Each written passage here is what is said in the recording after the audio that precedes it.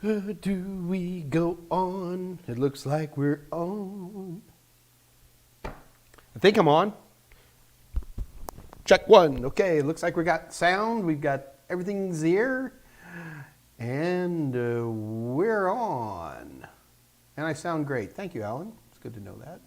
Hey, everybody. This is Mike Meyers with his Monday, Wednesday, Friday, 2 p.m. Central Daylight Time here in the United States. Ask Mike anything. The goal of this AMA is to, probably should stop calling it an AMA. It is an AMA, but it's also a live stream. Well, the whole goal of this is to provide those of us who are isolated by the coronavirus an opportunity to continue our studies for CompTIA IT Fundamentals, A+, Net+, and Security+, and we can go beyond that too, but that's kind of where that's our lane, as I like to call it.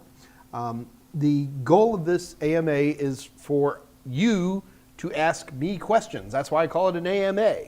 So this session will go on starting now until 4 o'clock my time. That's 2 hours, or until the questions run out. So you always want to keep that in mind, that if we have a quieter day and people are lower on questions, then we'll just stop a little bit earlier, which is never a big deal. With that attitude in mind, I want to make sure you guys have my contact information. If you ever need to get a hold of me, just send me an email at michaelm@totalsem.com.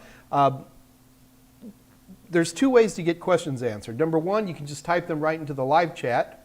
However, if you'd also prefer, just send me an email. That way, if you're not sure about the question or you feel like it might be a dumb question, it won't be a dumb question, by the way, but if you feel that it is, this is your opportunity to send it directly to me, and I'll look at it, and also helps me out, especially if it's a more complicated question I need to put some stuff together to answer. There's my phone number. Do keep in mind that that's the office number. The office is currently closed. It will forward on. I can't just take anybody's phone call as much as I'd love to, but if there's really a pressing emergency situation, I do want to be able to help. If you're a gamer, I am Senor Pepe. And when in doubt, if you want to know anything about me, just do a web search on DesWeds and you'll come up with all kinds of stuff. Don't worry, none of it's scary. I am so dehydrated today, it's not even funny. Yeah, so the workouts continue. I had a bad or a good weekend, depending on how you want to look at these things. I partied like a rock star, and yeah. You know, when I turn 30, I'm going to quit doing this. I swear it. I'm serious this time. I'm going to do nothing but drink distilled water and eat nothing but romaine lettuce. That's it. As soon as I turn 30 again. So yeah, I'm afraid to even get on the scale. I probably gained 3 pounds over the weekend. So my minus 30, I was like 0.4 of a pound away from being 30 pounds down, and I've missed it. So,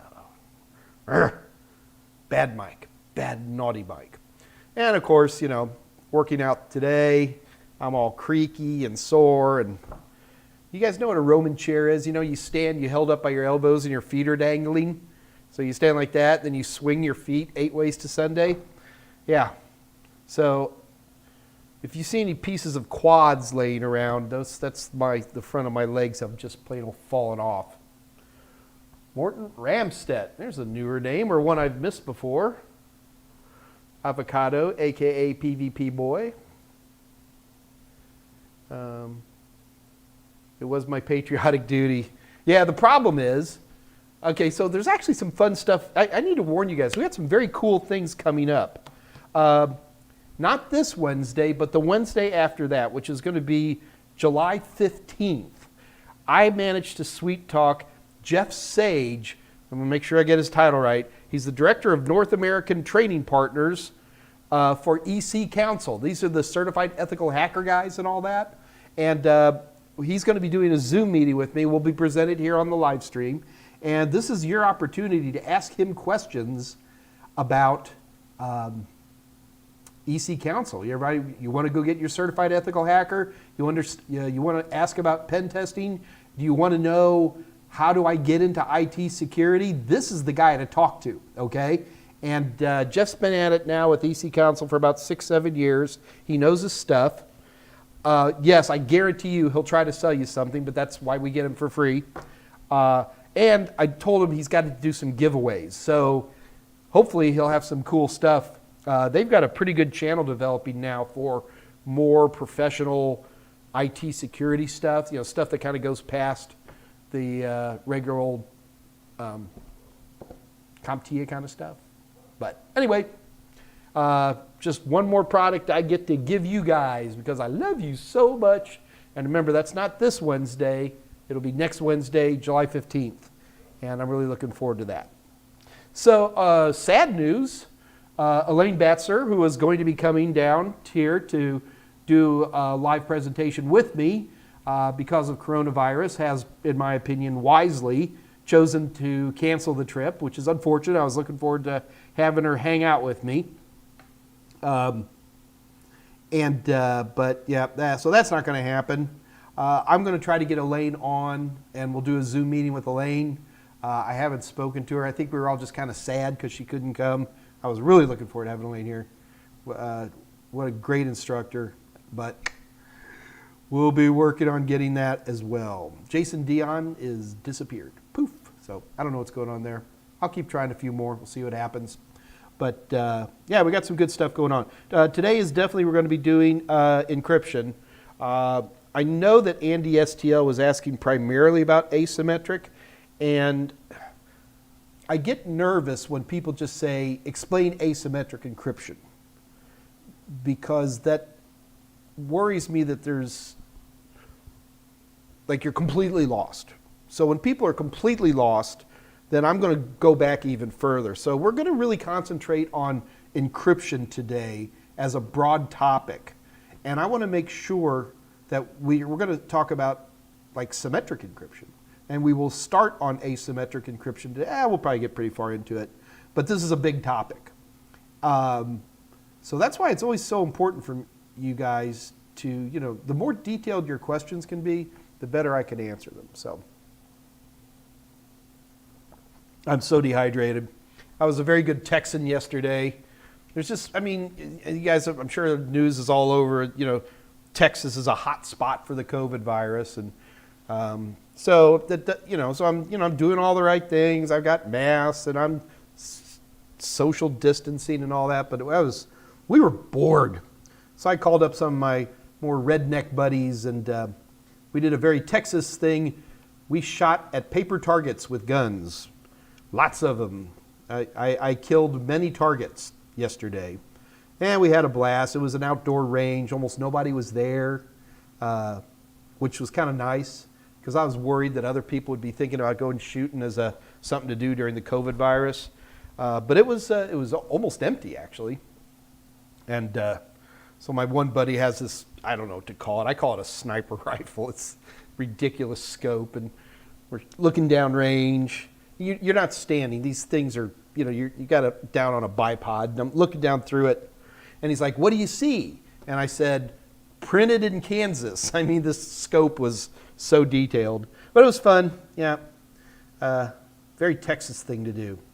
See, Elaine, if you were here, you'd have been shooting with us, man. There are other... Oh, yeah, the other things going on is this Wednesday, as in the next time I see you guys, we're going to have a special guest for a few minutes. My friend has the cutest darn Pomeranian.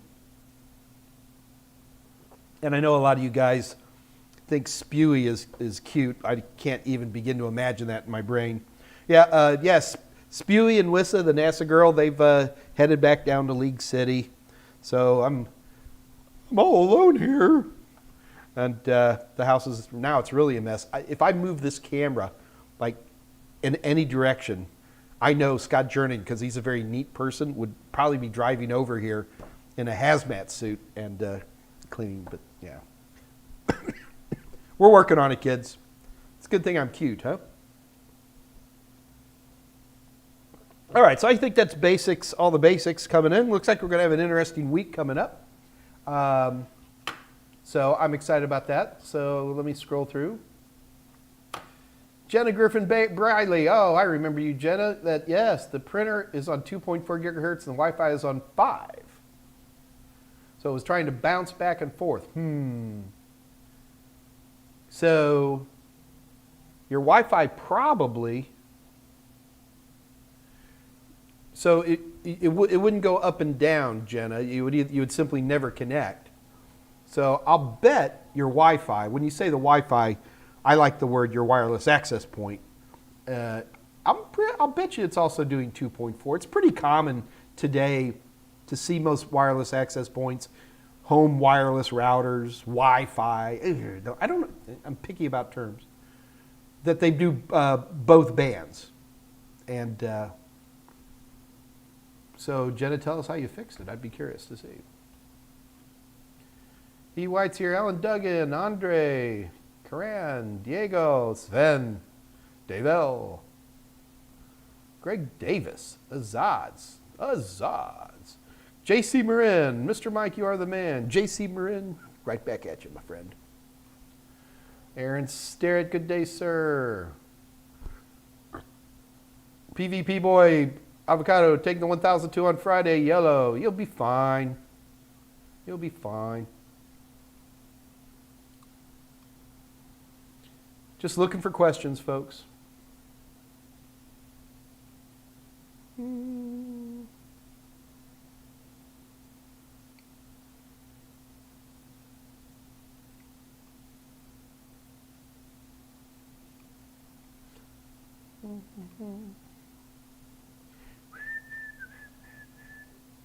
Justin Kinsey, what's up, Mike? Hey, Andy STL.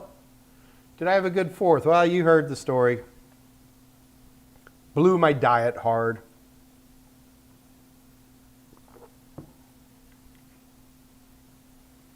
Andre, you're in the Netherlands and you went shooting? I thought firearms were illegal in Europe or something like that.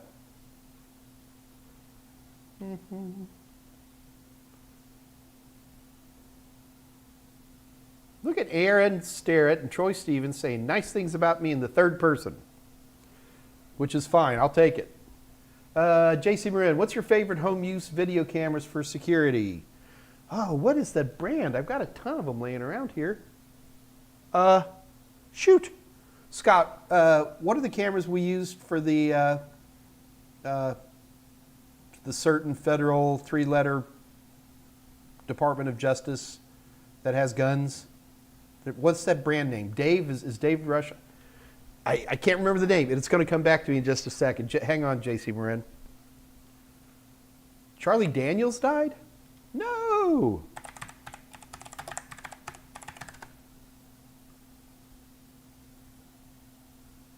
No! Oh, man. Sven, should IoT devices go on a different subnet? They probably should. I don't. And I probably should. Wait a minute, did you say subnet?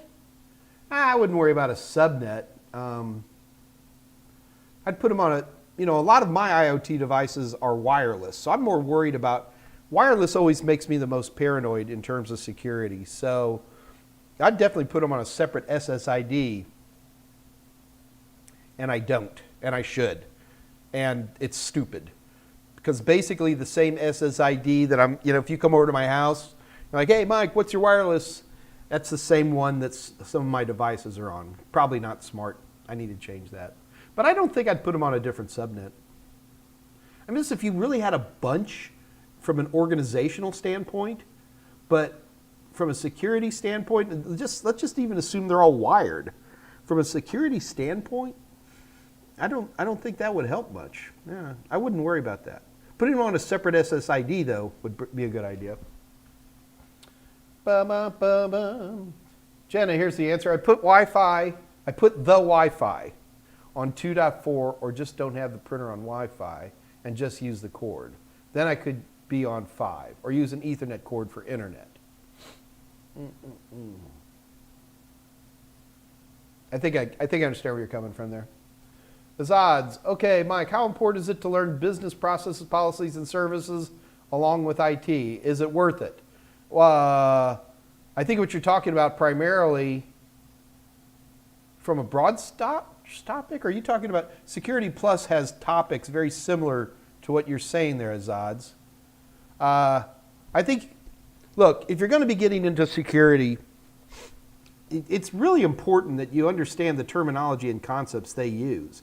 You know, the biggest thing about IT security is the recognition of vulnerabilities and the application of security controls on those vulnerabilities to mitigate risk. And that's what we're here for. That's it. Okay? And if you can't talk the security talk, I don't care how good you are at hardening a router or, you know, protecting a SSID, you're going to be behind the curve. You know, there's just certain things you have to eventually learn in this business. You will probably have to become a Cisco person to some extent, because Cisco is such a lingua franca that failure to have at least a basic understanding of Cisco iOS is a problem. Equally in security, if you're unfamiliar with risk management frameworks, if you're unfamiliar with the concept of security controls and where they come from, if you're unfamiliar with policies and procedures and how they're generated, you're going to have a conversational problem. It's not, you know, these are just the words that are used. I know it's always difficult because, Azad's, you write those things down because that's boring stuff. Because if you're like me, you want to spend most of your time with a screwdriver in your hand, right? Or running some cool utility. But the reality is that there's a lot of stuff you have to learn. Maybe not because you want to become an expert at it, because A, it might be on an exam, but more importantly, it's just how people talk. And it's the conversations that people have. Let me give you a great example, Azad's. Do you know OSI 7-layer model, front and back? If you've been taking any of my study material, you know it.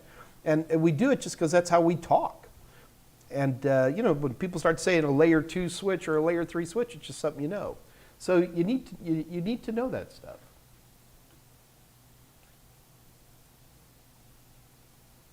So you actually can't own firearms. Huh, interesting. Oh, I'm having hemorrhagic stroke. Oh, geez. Charlie Daniels.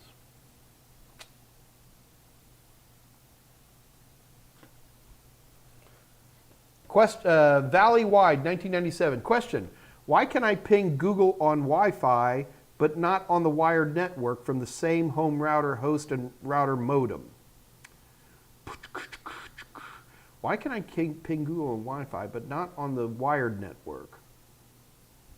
Think about that one for a minute. Amcrest, that's it.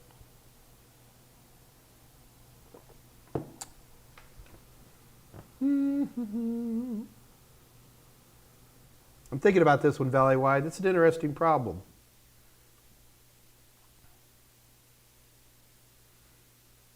I would have been more interested if you said it the opposite of that, where you would not be able to ping Google on the Wi-Fi, but you could on a wired network. Because I'm trying to point towards oh, wait a minute. Wait a minute. Okay, I think I know. Valley-wide, what do you have in terms of firewalls set up on the host systems? So when you say you can ping Google on Wi-Fi, are you using the same laptop?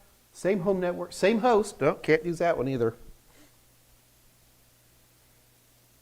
God, man, Valley-wide, I almost wish you'd hold a camera and show it to me. That would be interesting.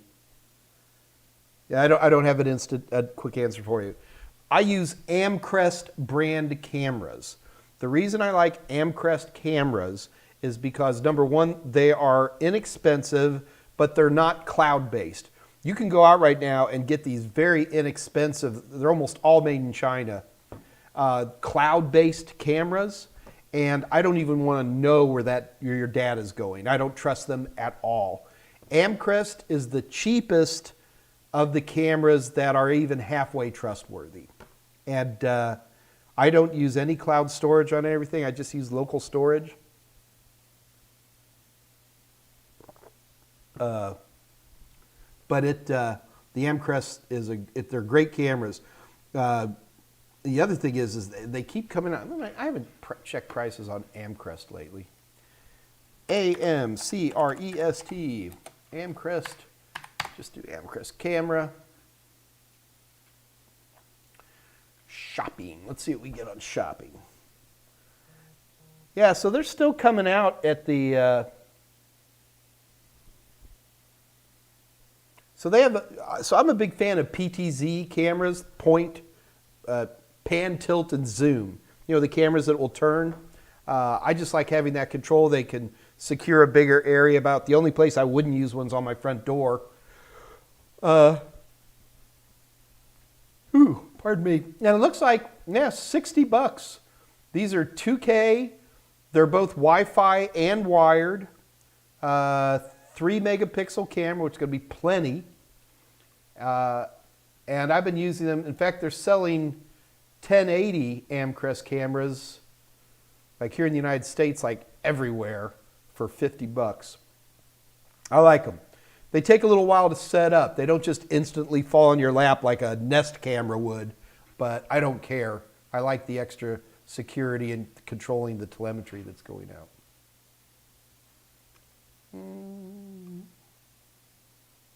Oh, there. Thank you, Scott, for putting the link in there. Raven, you like my shirt? Scott Jernigan hates this shirt with a passion. Scott, I wore this just for you, man. Hang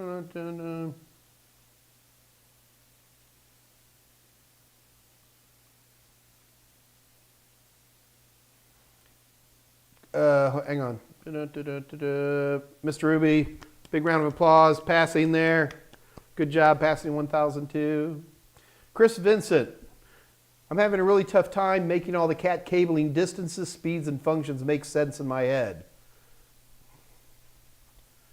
Don't worry about it. Honestly, remember, cat doesn't have a distance to it, right? So it'd be your different Ethernet types, which would actually have distances.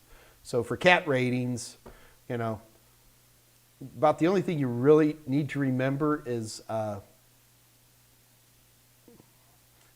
it's not nearly as powerful a questions as there used to be. Make sure you know your wiring, which isn't even a cat thing.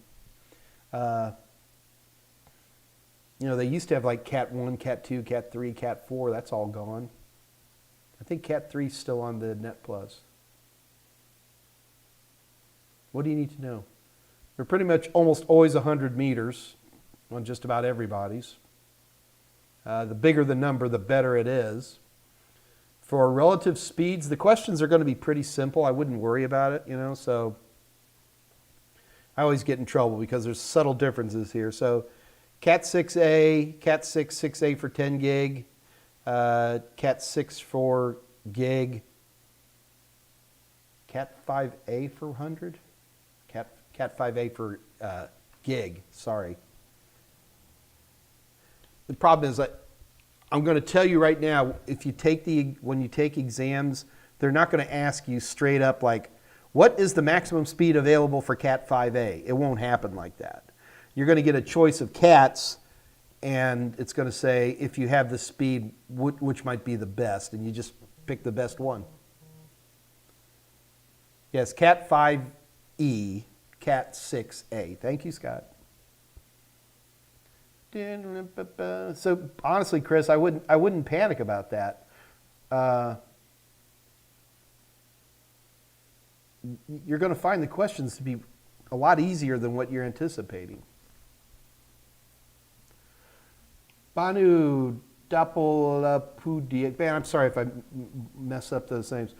For a beginner who wants to pursue a career in security, Security Plus or Network Plus? Well, Banu, my first question is why do you want to pursue a career in security? What part of it do you like? Because if you tell me you're doing it because you want to make money, then I'm going to tell you to go be an electrician because they'll make a lot more money a lot faster. Are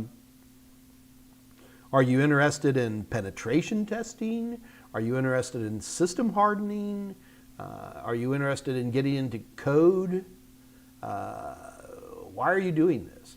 Actually, if anybody needs to show up, not this Wednesday, but next Wednesday, Banu, it's got to be you, because I'm going to have somebody here who can really talk that stuff up. But at least in terms of understanding what you need, I think Network Plus is important for just about everybody. As I tell everybody, the Network Plus is the most important certification you'll never need. Very few people recognize Network Plus as like, you have to have Network Plus to get a job. Network Plus is the most educational certification you can ever go for. Everybody knows a little bit about networking out of the box, and Net Plus just does a great job. I love teaching that class as an instructor because that's where I really watch everybody in the class from time to time. You hear them go, aha! Because, you know, everybody kind of knows about DHCP, but Net Plus really teaches it to you. Everybody kind of knows about DNS, but Net Plus really teaches it to you. Everybody kind of understands the concept of sessions, secure versus unsecure websites, stuff like that, but Network Plus really teaches it to you. So I would say Net Plus. Justin Kinsey, IoT on VLAN. Yeah, I think we even said that once last month, didn't we?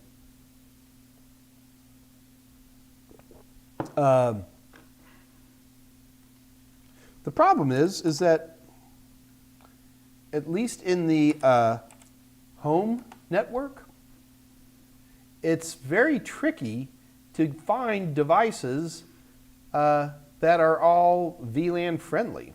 I run into a little devices that have problems with untagged VLANs, and sometimes the opposite way.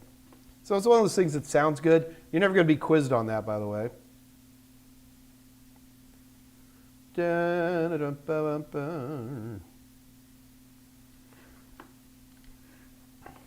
Is ITIL expensive? I haven't even checked. That's what I was doing right there, trying to scramble. How much does it cost to do that these days? So I don't know. Avocado, sorry, don't know.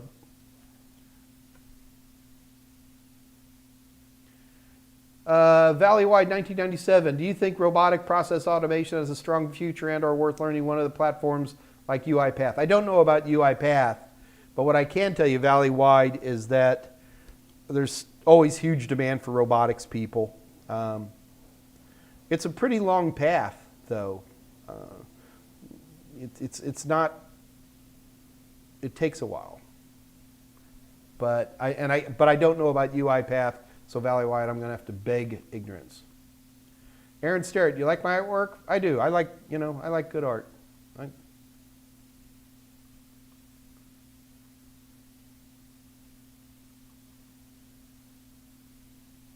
Ooh, bad cable. Alejandro, that's an interesting angle to think about on that one. Oh, it's Network Mage, just under a different name. Okay.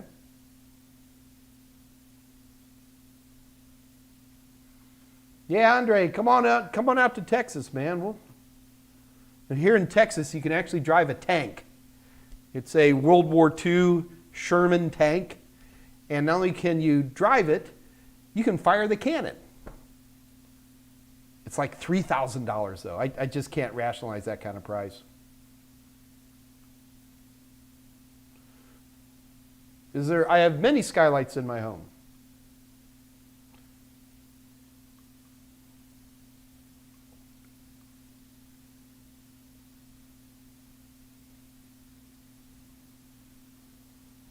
Dave L., you had that question about the default gateway is not the same in the IP table.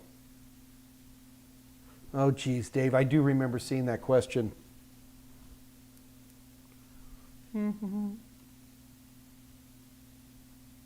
So ITIL here in the United States is $314. That's not that terribly expensive. There's many certifications here in the U.S. that are over $1,000. The A+ is going to be like $400 for both exams. So I cannot agree with you that it's expensive.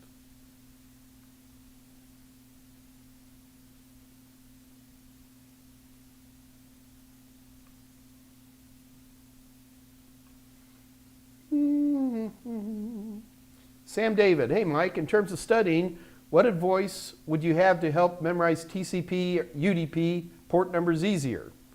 Well, first of all, there's almost no UDP ports used, and certainly almost none of them are listed actually on A+, Net+, or Security+. You've got Trivial FTP,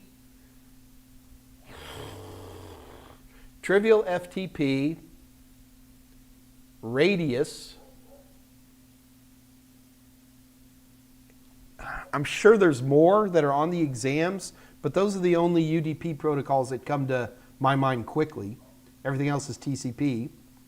In terms of port numbers, to me the best way to get port numbers in your head is to play with them. I mean, if you're learning about IMAP and SMTP, set up some mail. You know, do you have a Yahoo account? Try setting it up. You don't have to have a local client to do this stuff. You got Gmail has amazing configurations for all kinds of fun things like that. That would be one thing I would consider. Somebody sent me a nice little flash, like a 8.5 by 11 sheet of paper that had them all listed in there. But Sam David, I don't have any simple way. There's no mnemonic or anything like that. It's just learn them. Well, I'll tell you another thing you can do that's fun is run netstat -n a lot on your computer. And when you see all these open ports and you start panicking, start researching them.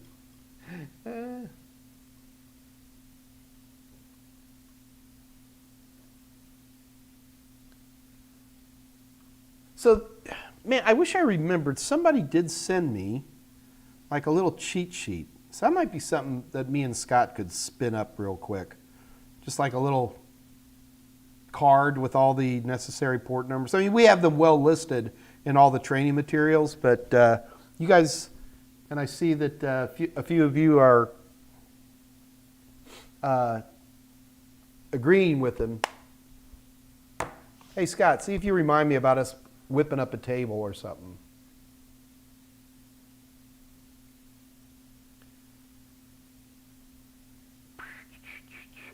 Azads, may I ask why your video lectures are not available here with colleges in the UK? Because, I don't know, Azads, you want to be a salesperson? Because they probably aren't as familiar with me.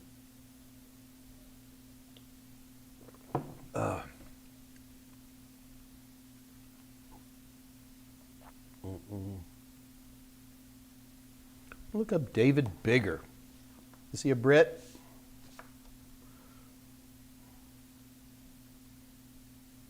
David Brigger. I will check him out. All right, so it looks like we're quieting down here question-wise. I saw there's a few I don't have.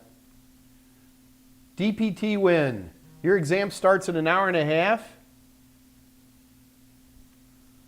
DPT win. You need to get off this channel, dude, and just relax. Take it easy. Be good.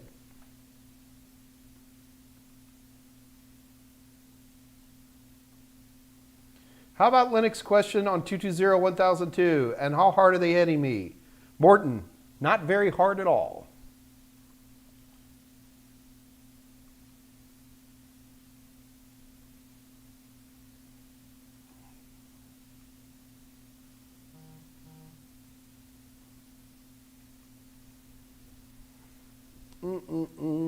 I am getting lots of side information here. Hang on, guys.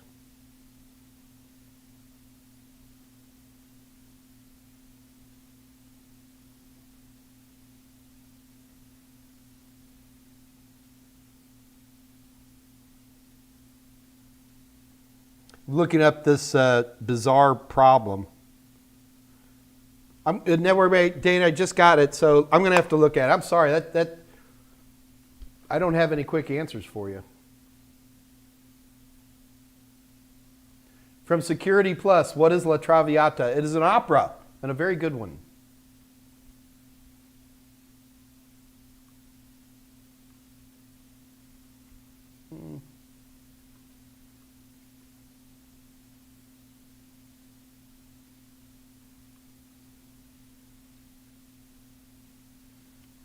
Can someone get hacked if their IP address is leaked? Well, there's all kinds of scammers doing all kinds of stuff. No, the number one way scammers get a hold of you is they make you go to naughty web pages or send you emails, and then you click on these things, and then they can take control of your machine through malware. I would, IP addresses, especially public IP addresses, are public by definition. So, and they change a lot. So that would not be a big concern. I would not be concerned about being hacked because my IP address is leaked. I would be concerned that I'm being hacked because I went to a web page that I shouldn't have and a bunch of malware popped up and self-loaded it, and now I'm in trouble.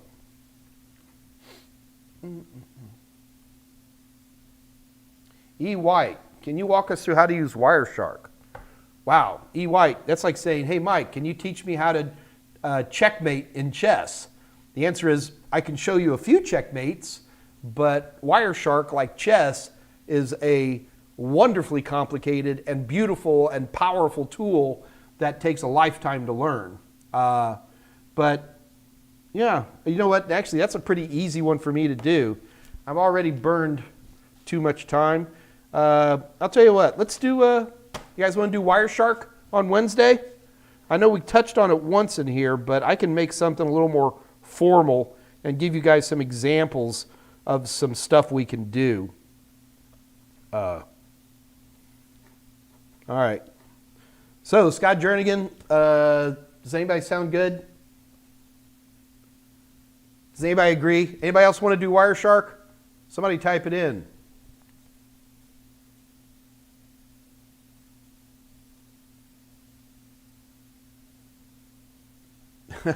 Tahir Jalid, please help me. The drive is write protected. All right, so we got plenty of people. Okay, guys, then just for you guys, we'll do Wireshark. Listen, if you can, it would be nice if you were on a system that was also running Wireshark. Okay, so let's go ahead and get for Wednesday. I'll do Wireshark. You might, if you can, if you have a desktop system or a laptop, download Wireshark. It's completely free. It's a very safe tool, and you can work with me. So Wireshark is Wednesday. I'll warn you right now, if we're doing Wireshark in only 2 hours, I'm not going to have room for much questions. All right, kids. Wireshark it is. Okay. Well, let's go ahead and start talking about encryption again. Now, this is for my buddy Andy STL, because he kind of just said, I want to know about asymmetric. So I'm worried that you don't know enough about symmetric. Sorry, man. So I'm going to play it really safe here. Who is from the southern U.S.? What did I say earlier? Like I even remember.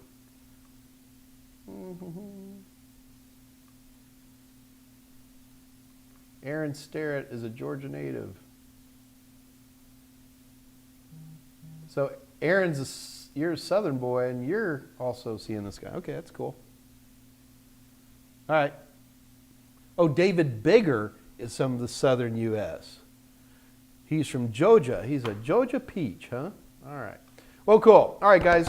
Let's go ahead and, hey, Victory Leo 7000's here. We can get started. Transplant Health is here. Peter Hunt. Now you guys start typing in. Good.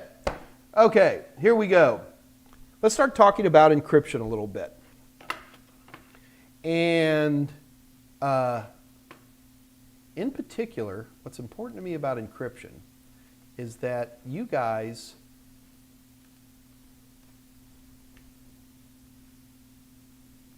encryption is filled with terminology, and some of this terminology is a little bit fuzzy.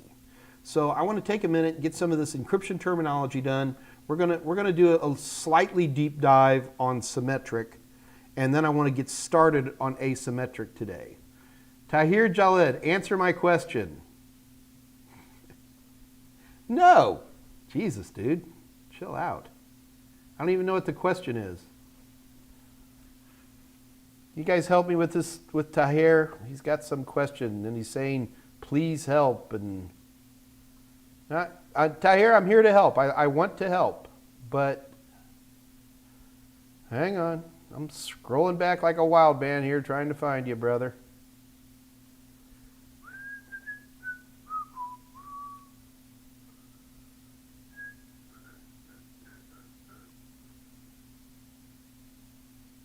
I don't see anything.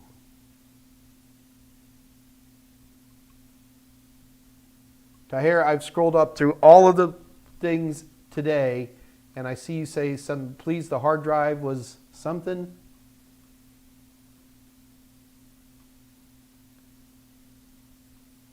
Do you guys, can anybody scroll through here and help me out with this, with Tahir here? Please help me, the drive is write protected.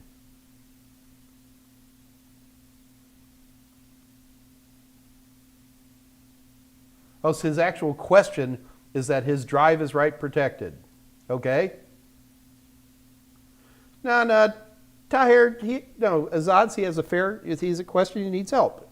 And we here, I'm responsible, but I'm not going to lie, I've got some pretty good text here, and so you guys can help too. Tahir, you're going to have to take a minute and explain the question in more detail. Is this a desktop computer? Is it a laptop? Has the drive always been write protected? Is it an external drive that you plugged in that is write protected? You need to develop your problem with more details so that I can help, all right? We also have lots of other good techs in here who can probably, it's a thumb drive that's write protected. Okay, that starts to help. So Tahir, did this thumb drive work fine before? And now it has suddenly become write protected, or what?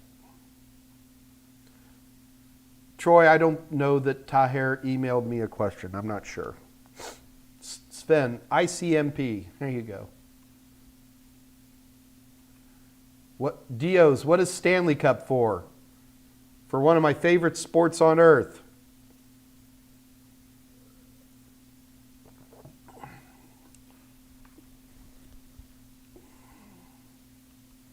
All right, Tahir, it looks like some guys are helping you. I'll dive back in as needed.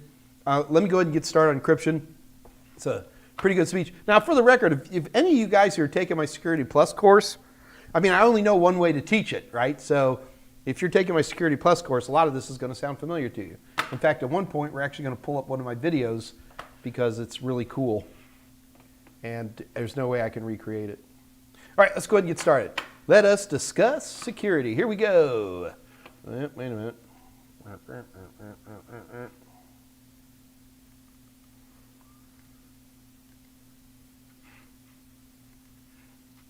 Got to get my PowerPoint rolling.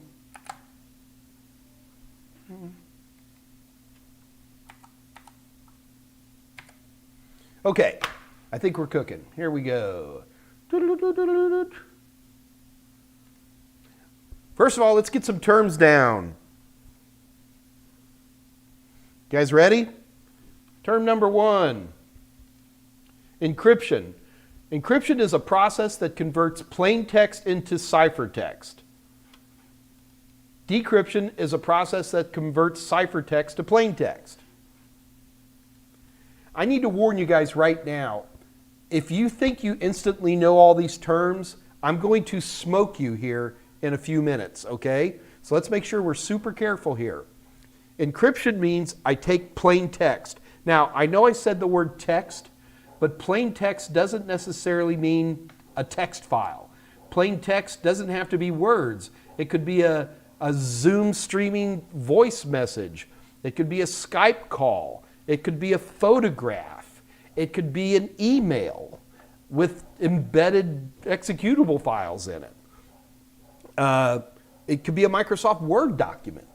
It could be a hard drive, okay? So when we say the word plain text, we're just talking about something that ain't encrypted, okay? Ciphertext simply means something that has been encrypted in some way or another. Now keep in mind, for something to be encrypted, it means that we have to do some type of process to it so that the end result of it looks like nothing but noise. So if we encrypt a Word document, it should look like gobbledygook. If we encrypt a web page, it should look like just nothing. It should like a mess. That's very important. And then decryption simply means to reverse that process and to return the ciphertext back to plain text. Okay?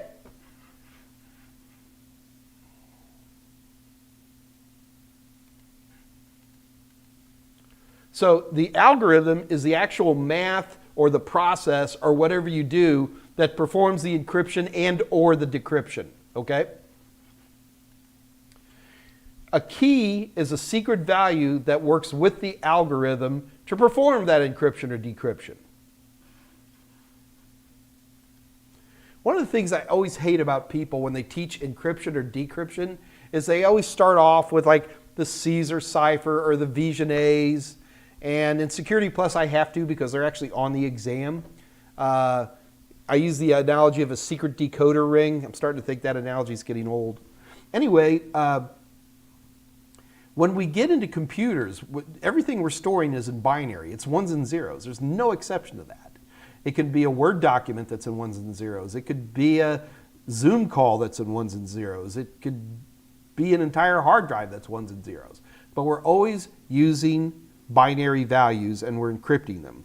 So keys in the world of cryptography is nothing more than an arbitrary string of ones and zeros, usually of a specific length, because different algorithms almost always require a certain size of key, okay? So be comfortable with that.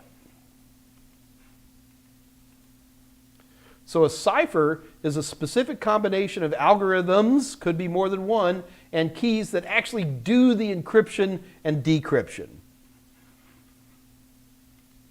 So when you hear terms like AES or triple DES or RC4, these are actual ciphers.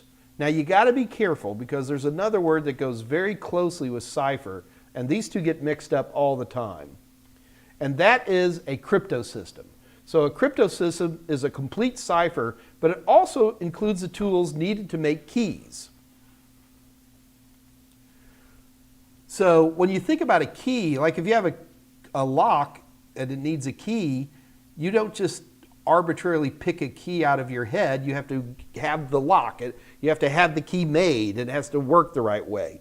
In the computer world, we often have rules and standards that define stuff for us. I mean, one good example would be in PSK on WPA2, where you type in some phrase. That phrase is not the key. That phrase is then converted into the key, and that's actually stored by your WAP. So it's not the actual key.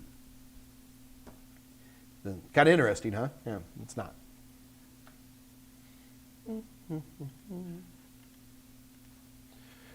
The other thing that's really important to understand when we're talking about encryption is the concept of Kirchhoff's principle. And there's a picture of old Mr. Kirchhoff right there. A cryptosystem should be secure even if everything about the system except the key is public knowledge. This is huge. This is huger than huge. The most important thing about encryption, if we subscribe to Kirchhoff's principle, is that all the algorithms or whatever we are to create a cryptosystem are public. Anybody can look at them. Anybody can inspect them. But even though you can see the inside of the lock, as long as you don't have the key, you're not going to be able to open that lock. Now you would sit there and you'd say to me, Mike, why is this important? And why are you harping on this? Well, because we live in a society, even today,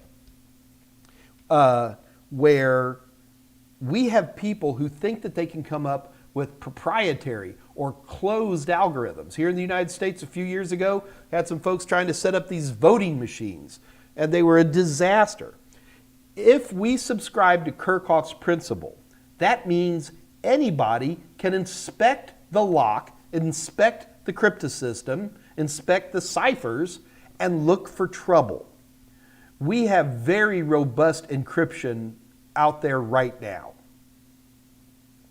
Part of the reason it is robust is because, and I'm sorry, the United States did this one, guys, is that the National Institute of Standards and Technology, NIST, creates, I don't want to call them competitions, they're like consortiums, where people submit these different types of ciphers. And they're looked at by very intelligent people, by cryptographic experts. And these are the people you want looking at them. And they look at them and determine how good they are. And that's why a lot of we're still using one called Advanced Encryption Standard that's been around for 20 years. It works great. It doesn't need to be fixed. And there are hundreds of thousands of people all over the world who are constantly tearing in. There's always some kid trying to get his doctorate in computer security who's trying to crack these things. And it's because of that academic rigor we have confidence about these things. When people try to make their own proprietary ciphers, their own proprietary cryptosystems, you get these disasters like these voting machines here in the United States, which the moment somebody got a hold of one, they were instantly ripped open. I don't know if you guys heard, but even here in the United States, there's a bill going through Congress now that's going to require backdoors for encryption. It's like, oh my God. Do you realize how ignorant they are that you can't do that? You can't do that. It would be impossible. Because of the public nature of encryption, we would all have the key in 20 minutes. It's a little frustrating. All right, I'm going to get off my soapbox. Let's get back to this. Okay, so I like to use this analogy of an algorithm. To me, is like a little machine. It's actually doing some kind of mathematical functions. So if we take a look at this, we're always going to have to apply the key somehow. And we're about to do this, folks.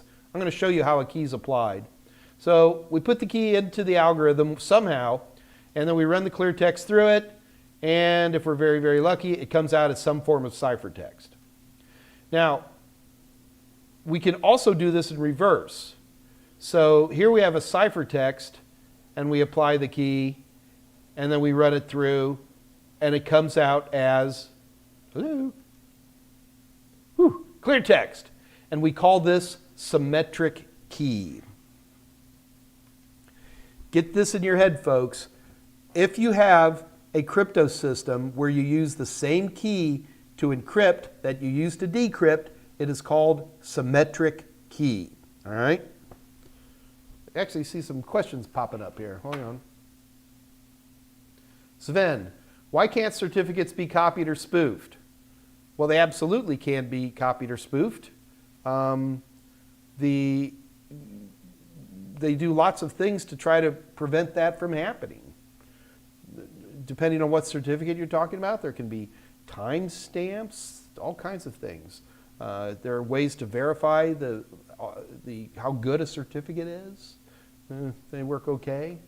But you can absolutely copy a certificate. I understand that certificates verify encryption keys, right? So what stops us from making fake certificates? Okay, certificates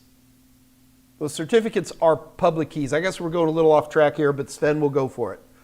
A certificate is a public key. It's one we just learned about symmetric. With certificates, it's asymmetric.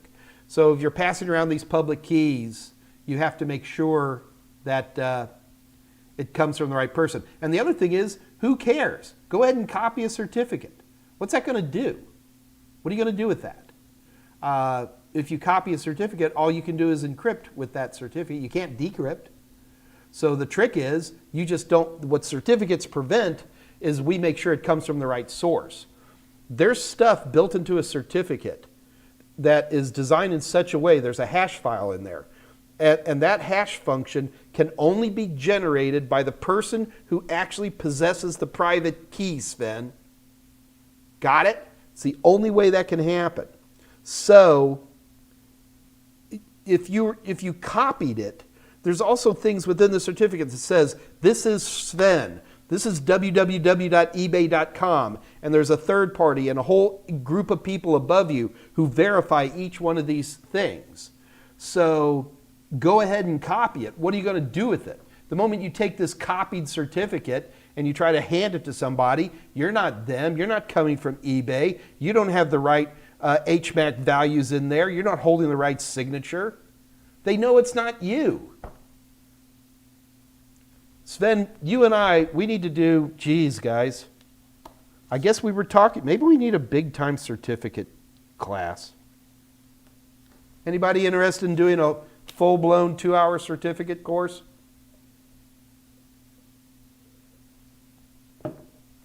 Come on, you guys got me doing Wireshark on Wednesday. Sven, I hope that answers your question. Kevin Lopez, do you think there will ever be a Mr. Robot-like encryption attack on the banking system? Kevin, they happen every week. They're constantly happening. They're just unsuccessful because, for the most part, our major institutions, banking, industry, transportation, are pretty well locked down. Yeah, every now and then somebody sneaks in a little bit, but the level of redundancies is so impressive now.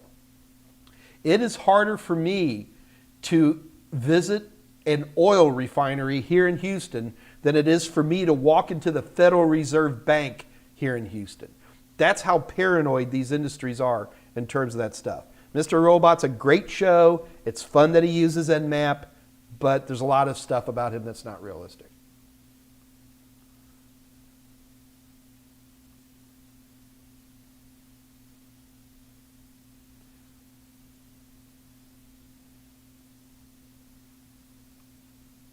Falak Khan, it would be helpful if you explained in videos. I do explain this in videos. Take my Security Plus course, Falak. Like HTTPS is a protocol, but it uses TLS, which is also a protocol.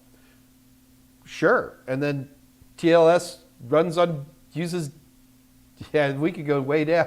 There's protocols on protocols, man.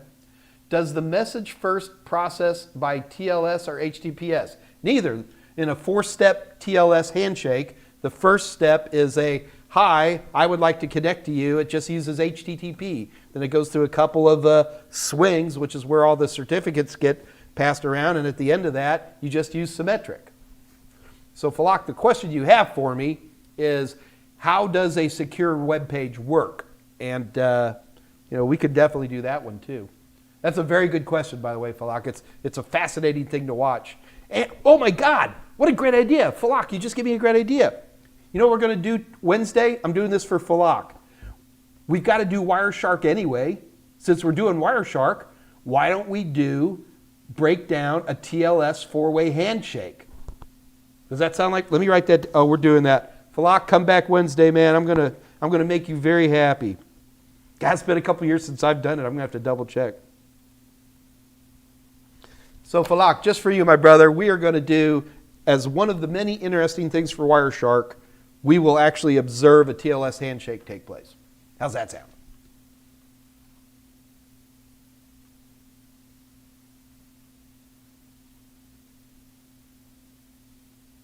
Thanks, guys.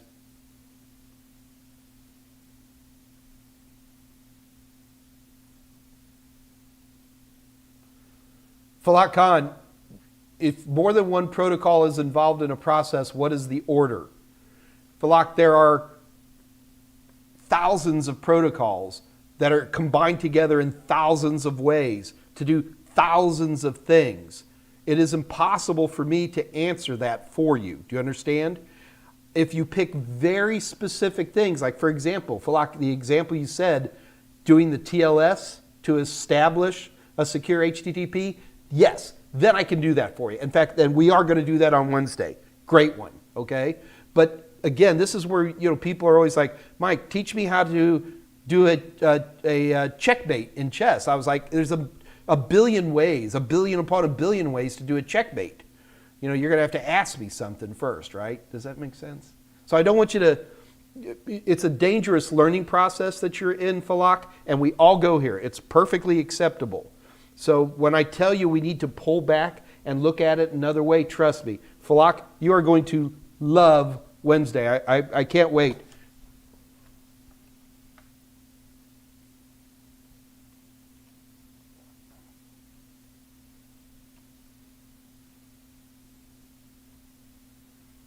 All right, so, okay, guys, so Wireshark for Wednesday, and it's going to take me some prep for certificates, so we'll see if maybe Friday, otherwise it'll be early next week.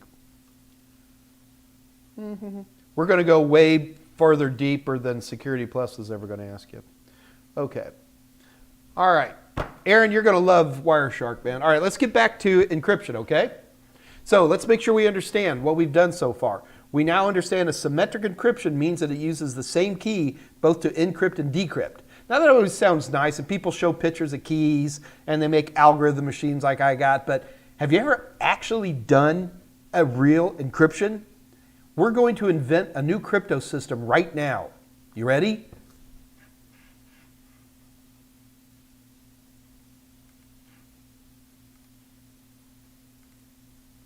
So we're going to use a mathematical function called exclusive or other known as XOR. So this is a logical operation that you do with devices that use ones and zeros like transistors. So this is very common in transistor logic. You have two inputs and one output. So basically you have to say this to yourself. Either one, but not both, nor none. Okay? It's easier. Let me describe it to you. It'll make more sense. So this is a little special XOR gate. It's really a transistor. Okay? And this transistor has two inputs on the left and an output on the right. So with this transistor, if I put voltage on one transistor, then voltage will go out.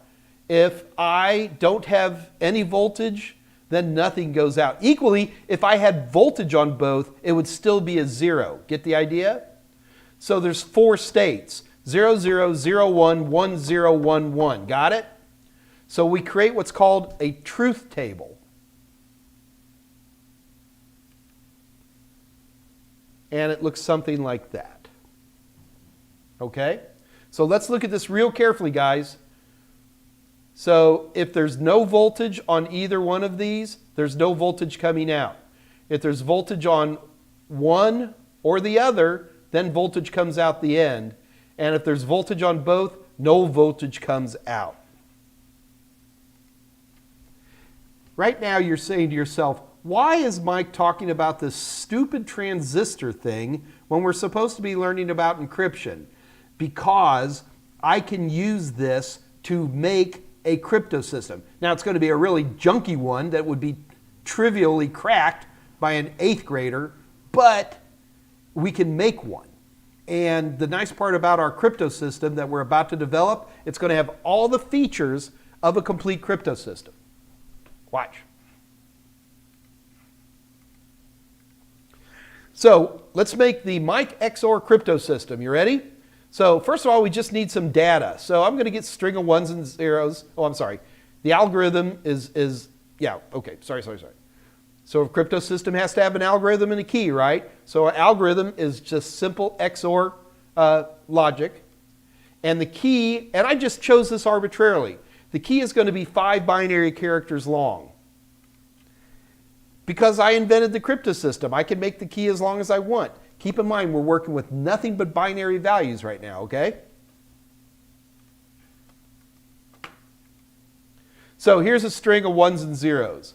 I don't care what the string of ones and zeros is. It might be a piece of a Microsoft Word document. You know, it might be a video conference. It might be a part of my hard drive. Who cares? So what I'm going to do is I'm going to XOR this. So first of all, I have to apply the key. So my key, which I chose, is 01100. Okay? Because I said so, that's why. Now what I'm going to do is I'm going to keep placing this key along the data until I've got all the data covered. You see that? Oh, Mike, there's a few extra numbers. Who cares? We'll just close them off. Doesn't matter. So now I'm going to do XOR on this. You guys ready? So if you look at the far left, 0 and 0. So if they're both the same, it'll be a 0.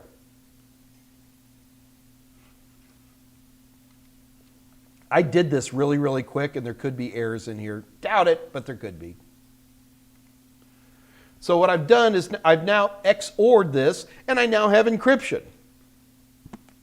A couple of problems, though. Number one, what is wrong with this crypto system? It's way too simple. It's trivially simple. Anybody could look at the resulting data, and they can use cryptanalysis processes, and they'll figure it out in 10 minutes. So that's not going to work. I could make it a little bit harder, maybe if I used a longer key, because remember, cryptanalysis is always looking for patterns, right? They're always looking for patterns. That's their thing. But if I increase the key size, that would make the patterns a little less obvious, maybe. Okay. Oh, by the way, to decrypt it, I just reverse the process. It's trivially decrypted. Okay. So that's where this is where the challenge comes into play. Then is that this is way too simple, way too simple.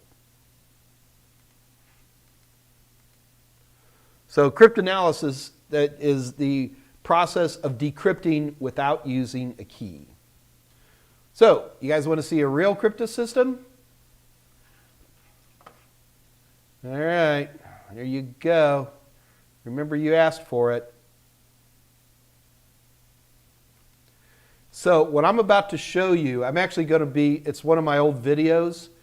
This is a real cryptosystem that was developed back in the 70s called DES. I forget what it stands for, Digital Equivalent Security. Who cares?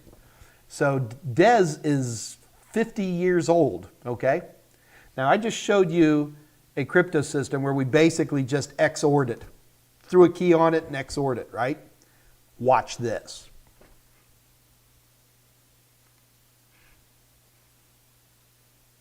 First step of DES encryption is to grab a 64-bit chunk of plain text from the data stream we wish to encrypt. We perform this known as an initial permutation to very specific security of the data. Okay, let's go ahead, now that we've done the initial permutation, and set the data aside for a moment, and let's look at the key. So here's our key. Now the first That's a big key. drop the last 8 bits off the key. We now split that key into two 28-bit chunks. We then grab the first 24 bits from each half and put them together, and we created what's known as a subkey, which is 48 bits. Cool. All right. Now let's get back to our data. We're going to perform what's known as a Feistel function. It works kind of like this. We're going to take the 64 bits and split it into two 32-bit halves. We then set one of the halves. Oh, you guys can't hear the audio? On this one right here. So we're going to expand this half into a 48-bit chunk of data. So really all I'm trying to show you guys here is this is how wildly complicated a old encryption is. Didn't start with encryption being built into it. We could easily say that computing started in the late 1940s. So from the 1940s up until the late 1970s, the idea of encrypting a mainframe computer didn't make Sorry about that, guys. I thought the audio would be coming through. It's not important, to be honest with you. What is important to me is that you're looking at a wildly complicated process. In the Mike cryptosystem, we just did one single XOR. In this 50-year-old cryptosystem, they went crazy. And even if all you were doing was watching a bunch of ones and zeros getting split and dropped and moved around, that's what a real cryptosystem looks like, okay? It actually gets even more complicated than that. That was a very simplified view. This is all part of my Security Plus, which I love. Oh, God. Hey, wait. Look at my face. Turn it on. You guys want a quick laugh?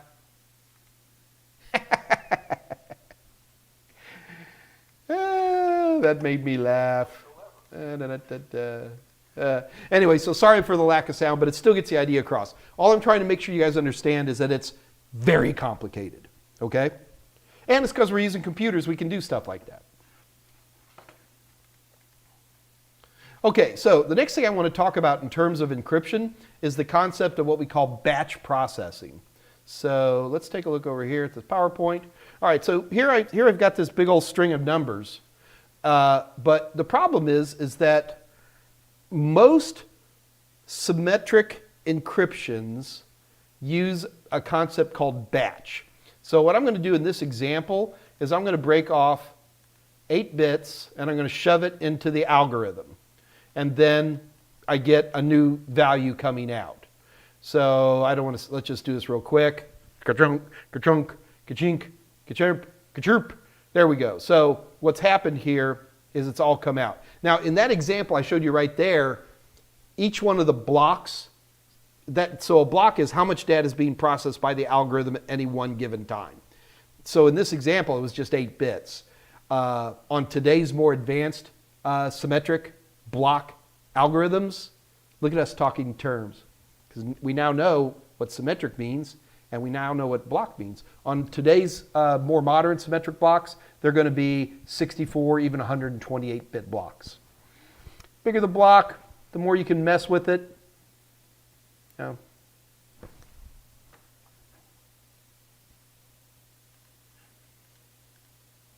So here we go. This is block encryption. Okay, so certainly for Security Plus, if anybody's taken that, there's 3 encryptions you just got to know. There's DES, which you guys just saw the example of. You need to know it's a 64-bit block. It has a 56-bit key. It's actually a 64-bit key, but they cut off 8 bits to do crazy stuff. And then the other thing, and you probably didn't catch this, you have to go what are called rounds.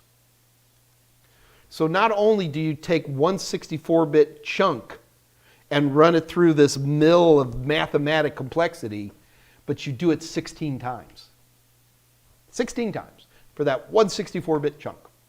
And this is 50-year-old technology, kids.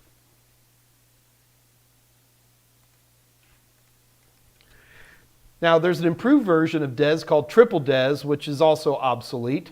But basically what they do is they take DES and they do it 3 times. So it's still a 64-bit block, but they have a 56, 112, and then or 168-bit key, depending on how you want to calculate it. And it does 3 times as many rounds. That's triple DES.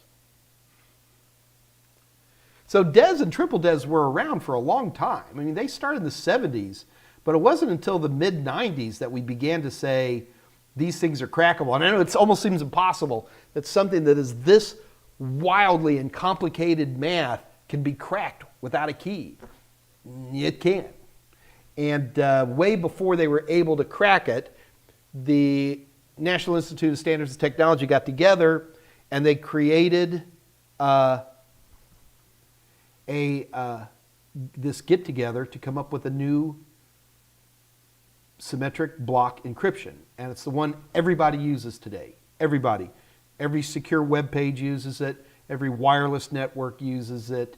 You're going to be using it on a secure Zoom call. Everybody uses this. It's pretty much the only block symmetric encryption still used today, and it's called AES. So it stands for Advanced Encryption Standard. It's a 128-bit block. You have different sizes keys depending on what you want to do, and you have from 10 to 14 rounds depending on how big your key is. If you're taking the Security Plus, you need to memorize that page. Absolutely. One trick that people will often try to do, like if they're trying to get into a web page, we're going to see this on Wednesday. So you have a client machine. So when your client machine makes its initial contact with the web server, it's like, look, here are the types of security I as a web client can handle. And a trick that bad guys often do is that if they can keep AES from even coming into play, they'll do that. And so they'll request things, and then it's up to the web server to decide. And people like Google every now and then, they're like, if you can't do this certain level of encryption, you don't even bother trying to connect to us. Don't even bother, because we're not going to let you. Because it's a downgrade attack, which lowers your completely legitimate secure HTTP connection, but it's down to something weak enough that powerful computers can crack. Yipper. So I have a question for you then. What is the problem with symmetric keys? Because I'll tell you right now, if I handed you encrypted AES data, you're not going to break it. It's not going to happen. You can have, 10,000, what's the old line? Give 10,000 chimpanzees 10,000 typewriters in 10,000 years. One of them will write Hamlet. Well, I'll give you 10,000 supercomputers, 10,000 years. You're not going to crack AES. It's that good.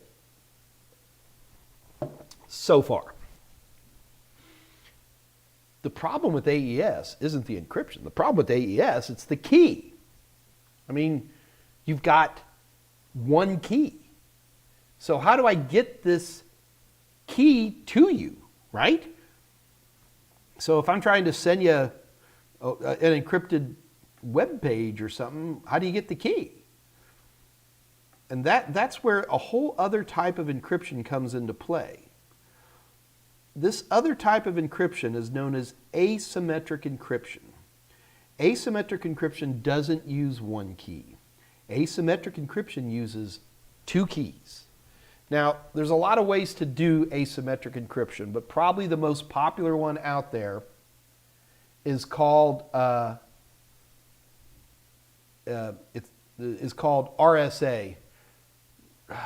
Scott, help me. Rivest, Shimar, and Edelman, RSA.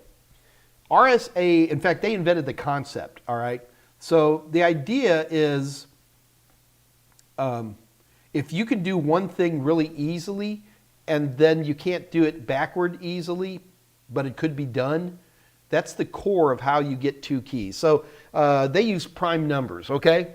So let's pick two prime numbers. 13 and 7. So 13 times 7 is 1, 4, 1, 13, 81? No, can't be that. 91. So the result of 13 and 7, when you take two prime numbers and multiply them together, you get something called a semi-prime number. So a semi-prime number is the result of two prime numbers. Guys, a prime number is a number that can only be divided by 1 and itself. So 3 is a prime number, 5 is a prime number, 7 is a prime number, 11 is a prime number, 13 is a prime number. It's important, if you don't understand what a prime number is, somebody needs to type something right now, because I can give you more detail.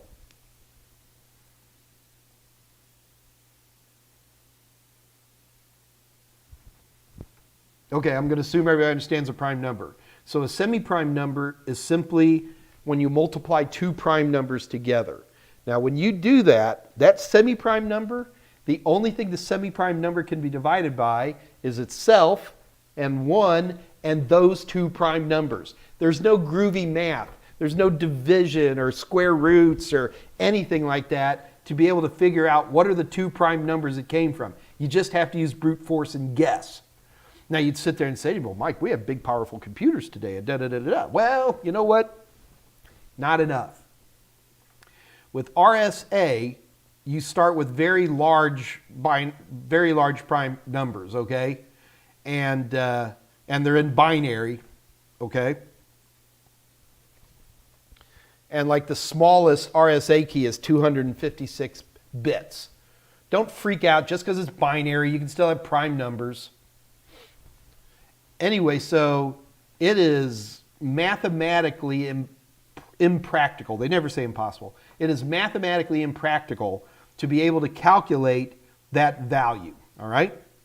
You can't, if I give you a semi-prime number, it is mathematically impractical for you to be able to figure out what two prime numbers I use. If you understand that concept, and I'm really jumping over a few steps here, okay, guys? What we can do is use this mathematical functionality. Now it's a little more complicated than just taking two prime numbers and turning them into two keys, okay? But let's just pretend like it is for a minute. So I can generate mathematically two keys. Now these two keys, along with the RSA algorithm, do something that's absolutely fascinating. With these two keys, I can encrypt with one and I can decrypt with the other. Or I can encrypt with this one, or I can decrypt with the other. You got it? If we can do this, I can take one of the keys and pass it out to anybody I wanted. I'll send it to you in an email. I can pass it down automatically if you come to my website. I can do whatever I want with this key, and the only thing you can do with this key is encrypt stuff. That's it. So I don't care about this key. Oh, by the way, this key is called the public key. Mike, is there anything special different between the public key and there's another key you keep to yourself called the private key?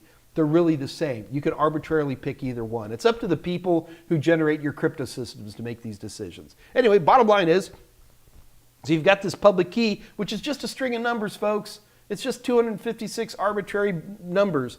I can pass this to you, and if I've got the right software, you can encrypt your email. You can encrypt your Zoom meetings. You can encrypt your web page. You can encrypt, well, I was going to say hard drive be a bad example. You can even encrypt wireless networks with it.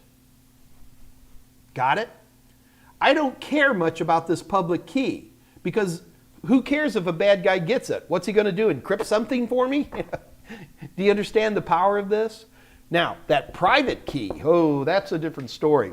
That private key is held under lock and key.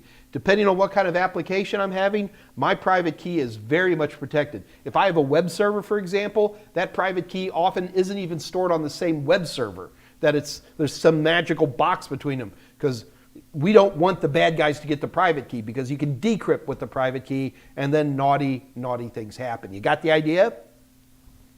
So there's only the downside to asymmetric encryption is, well, first of all, the key, because here's this key coming at me, and so I'm a good person, all right? I got on your web page, and all of a sudden, you don't see this, but it happens every time you get on a web page, it passes a certificate down. There you go, punk. Okay? So me as a good guy this is eBay, so I'm going to use my credit card or something. The problem is, this key, what if I'm on the wrong thing? What if I start punching in and, I don't know what this is. So, and this is what what we were talking about earlier. Here's a great example where naughty things can happen, because you can most certainly clone a key and do naughty things, so we don't want to do that. So one of the things we're going to do is, when I'm passing out my public key, I'm just not going to throw the key out to you. One of the things I can do is I can actually encrypt the public key with my private key. Get that? Now, Mike, I thought we only encrypt with the public. This is the only time we encrypt with a private key. So I can send you a document, all right? So it's not just the key. It's a document. We call it a certificate. Actually, at this point, we just call them digital signatures. And I can encrypt this and then make a hash, okay?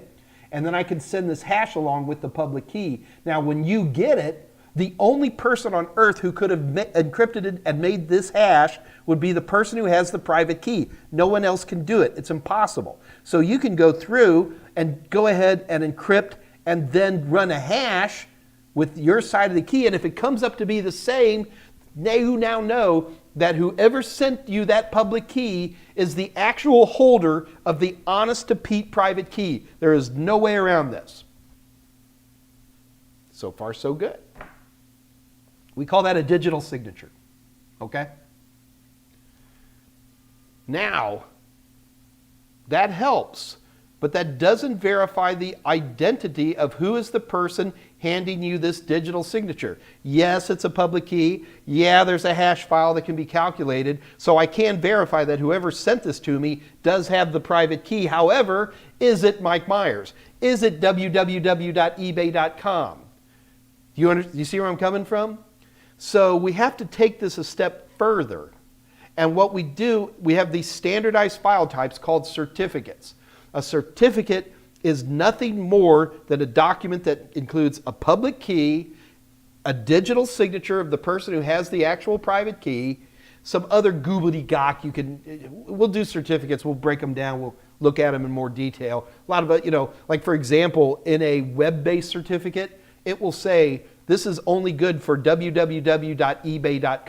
So like whoever was saying they can steal a key and they try to go from www.ebu.com, well, your web browser is going to go, nope, this doesn't match. They can have a certain amount of time. They can go to certain sites where they can verify that the key is good or bad, although those don't work that well. But what makes a certificate really powerful is that you and I need to find someone we both trust, okay? So if I'm on eBay, Well, eBay's easy. Everybody knows eBay. I'm on www.potentiallyreallycoolstore, Does that make more sense? Because I want to buy new scissors, and I'm really into scissors. And this new website that my buddy told me about, scissorsrus.com or whatever it might be, I don't know these people. Do you understand? So if they want my credit card, we're going to have to come up with a much better trust scenario. So what we do is we take that certificate, and there's a space in the certificate where somebody we both trust adds their public key and digital signature. Verizon, Thwate, Let's Get Secure.com. Michael Smyer has this one. I can't remember the name of it. So these are third parties who apply their digital signatures to the certificate. DigiCert. Yeah, that's another one. Thanks, Scott. These are third parties who will apply their digital signature to the certificate. And in your browser are a bunch of high-level root authorities. So when this certificate comes down onto your system, your web browser can then go up and look at this digital signature and, oh, this came from VeriSign, or whatever. VeriSign, and can compare these digital signatures and go, yep, well, it came from him. Because remember, only he can make that. Right? So I don't want to get into a bunch of detail on PKI right now. The organizational structure, if we're going to have a certificate day, I'll hit it then. Now here's the shocker. You guys ready? Asymmetric encryption is slow, like really slow, like a factor of 100 times slower than symmetric encryption. So when you go to a website and set up that TLS, you're making that secure connection, the only thing that gets passed is the key, the symmetric key. When you're on a secure website, you're using AES, but that AES key has been passed through a very, very secure channel. Isn't that crazy? So really, once the web server and the web client exchange the AES key, all this RSA stuff just turns off. It just turns off. It's not needed. Pretty cool, huh? It is cool. So if you guys are patient with me, it'll probably be next week, but we can go into certificates a lot deeper. And then on Wednesday, actually, we might be able to do something really cool on Wednesday. I'm not going to make any promises I can't keep. So hopefully that helped a little bit.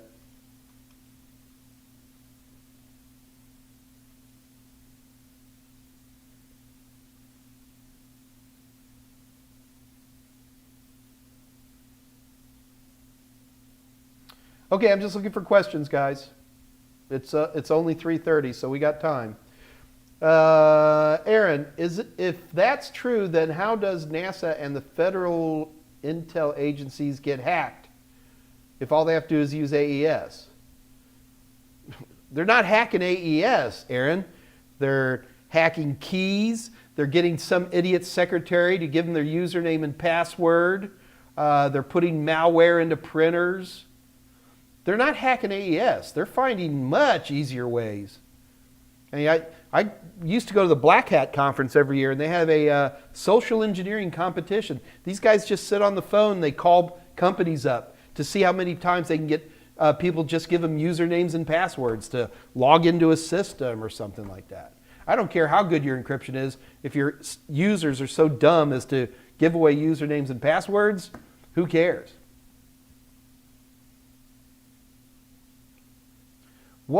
Tolowit, what is it that the bad guys do to encrypt someone's data on their drive in a ransomware attack? What is it that they do? You know, I've actually never studied how the ransomware attacks encrypt. They probably do an AES encryption. You know, they're throwing some malware in there. There's a key. The key gets passed back up to them, or they know the key. They know what the key is. the ransomwares I've saw usually are actually a boot sector virus. And this is a little old. I don't know if they still do this, where they change the boot sector. They move it. So it's not really encrypted at all. It's really moved, and if you try to get to it, it will erase the file table, and you're gone. So I don't think that that's actually encryption per se.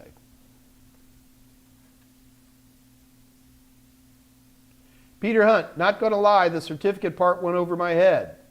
Well, Peter Hunt, don't worry about it, because we're going to hit it again. We're going to do a full-blown certificate. So Peter Hunt, this is the important thing, man. This goes over everybody's head. Trust me, you're the only one who's brave enough to admit that. There is at least 7 or 8 other cowards in this chat right now who I lost, okay? So Peter Hunt, do me a favor. Be brave.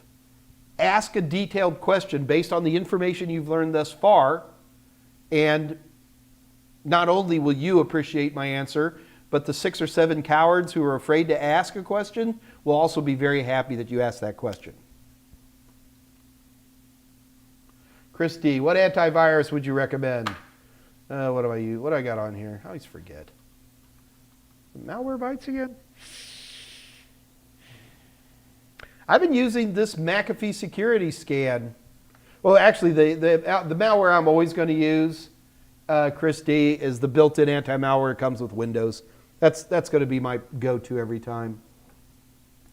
The only other time I'm going to use other types of anti-malware is if my machine's under attack and I put something on a bootable thumb drive and boot onto the thumb drive and clean the system. It doesn't happen to me very often. So every time it happens to me, it's been a couple years, so I'm always looking for something new. So if I get bad malware, there's usually a day-and-a-half process where I'm experimenting and calling Scott Jernigan up and everybody going, what are you guys using? Because it changes. It's a horse race.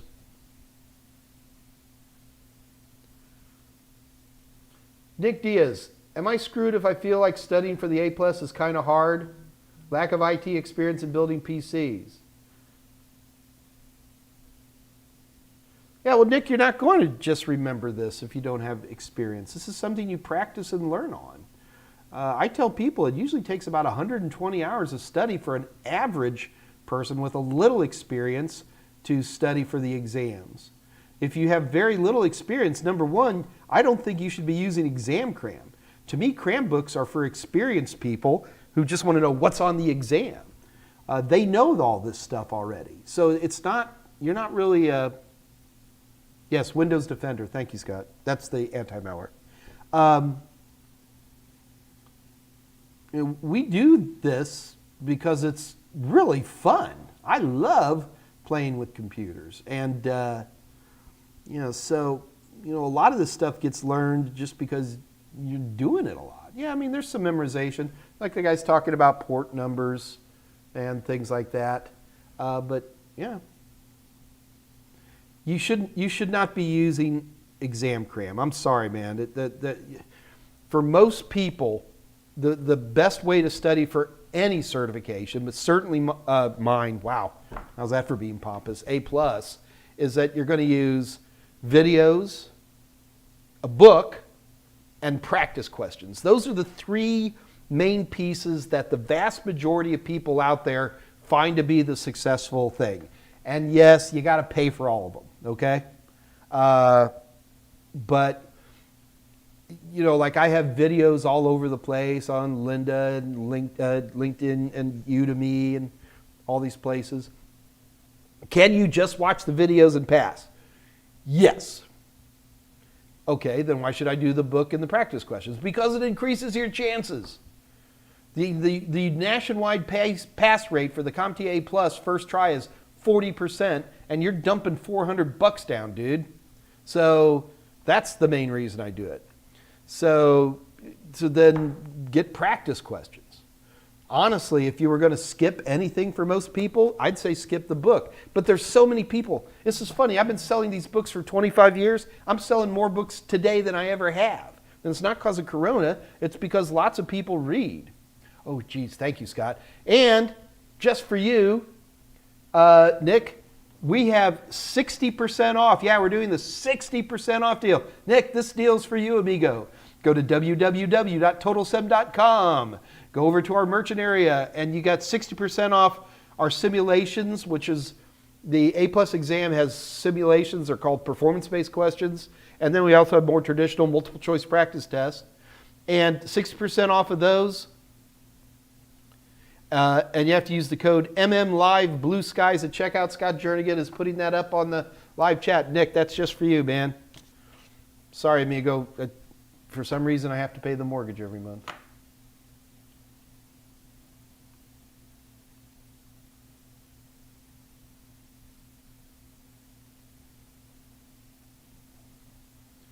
Nick, Ben Green, I have a question about user privacy in relation to malware and printers.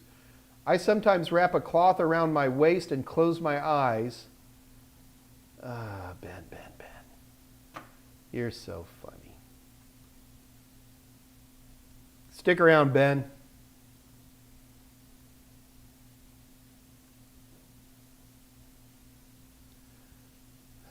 I'm not sure if I'm flattered on that one or not. I'll take it as flattery. Christy, how reliable is Windows Defender built-in antivirus Windows 10? Extremely reliable. I've had good luck with it. Matt Orton, there you are. Hey, Mike. Could you help me better understand the different sides of cloud computing services? What are some examples of platform as a service? Hang on, I'm going to look one up for you.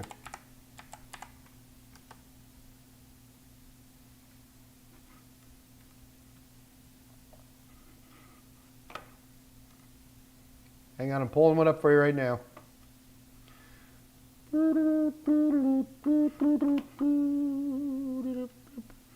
Here's one right here. It's called Heroku. Trying to make this bigger so you can see it. So Heroku is probably one of the most classic platform as a services out there. The idea behind Heroku is that infrastructure as a service, like you go to Amazon S3, you're going to go in and you're going to actually be spinning up computers. You're going to say how many virtual processors, how much virtual RAM, how much storage, what operating system do you want, what kind of tools, you want to install host-based firewall. You got to build these virtual machines up. When you move to platform as a service, the only people who really use platform as a service are programmers. This programmer who's really good at JavaScript or whatever it might be, they don't want to mess with setting up the computers. Got it? They just want a computer that's going to be up and running and cooking for them. Okay? And so companies like Heroku kind of hide all that and just say, okay. And so the programmers, all they're doing is setting their code up to something. And in fact, Heroku has weird names for all these. I forget what they call them because if they're hiding the computer, they got to give it some kind of name. So they have like Heroku DX, Heroku OpX, just looking at some of the names. And then you think, well, Mike, what if I need more powerful than what they're giving me? Heroku basically gives you a dial. It looks like a volume dial. And boy, you turn that dial up to 10 and you're going to be spending some money. But so that's what platform as a service is. It's really just a platform so people can load their web apps up there, and when they say go, when they're done, Heroku goes here's a temporary IP address and a link, and you can open up your browsers and have other people test your web app. So that's platform as a service.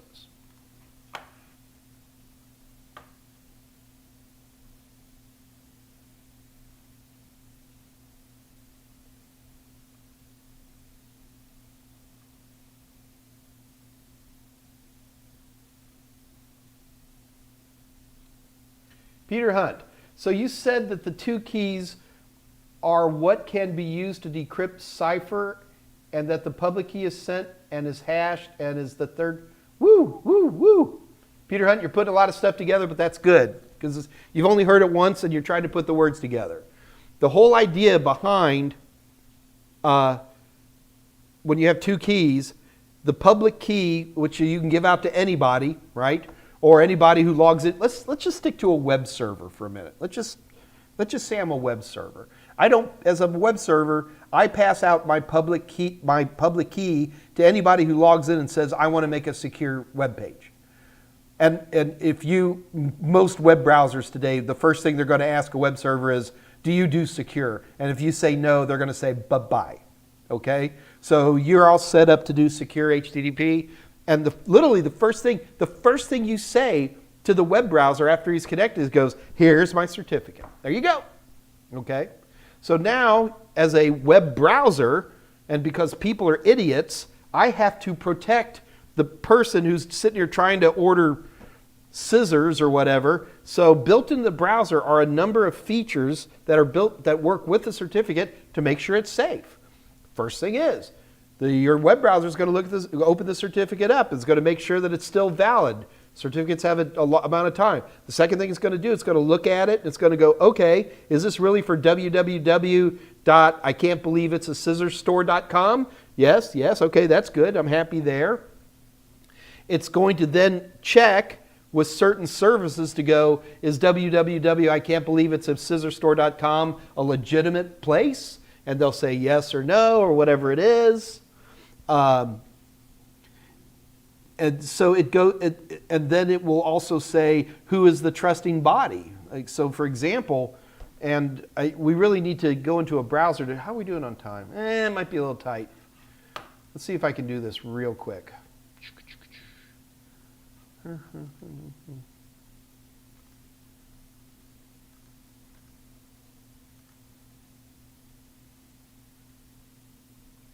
Bear with me. I'm trying to quickly pull up the certificates. And every time I try to do this fast, it always goes bad.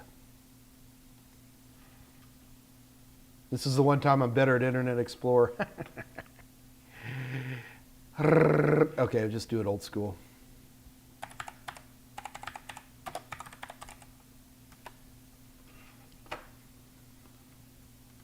So I'm going into Control Panel, one of the few places left that you still need to do that. And I am going to pull up your connections. Okay, now how can I put this up on the screen so you guys can see it? I got to make that a lot bigger.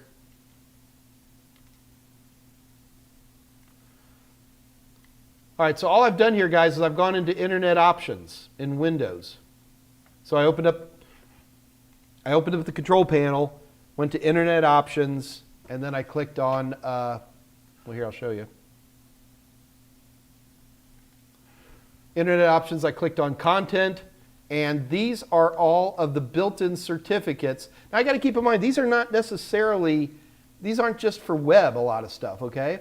So what we're looking for here is, so these are the trusted root certificates. These are all the different companies that provide certificates, okay? And here, here's a VeriSign Class 3. That's a great one. So I can actually look at this certificate. The only thing this certificate has in it that I'm really interested in is I can compare the digital signature. Remember, I don't do this as a person. The browser does this. The browser will see there's a special number, serial number, something that it can cross-reference to see who the issuing body is, can compare those, run a hash, verify, yep, that is really Verizon, yep, they really did also put their signature on there, and I know it's good. Did that help answer your question? Let me look at it.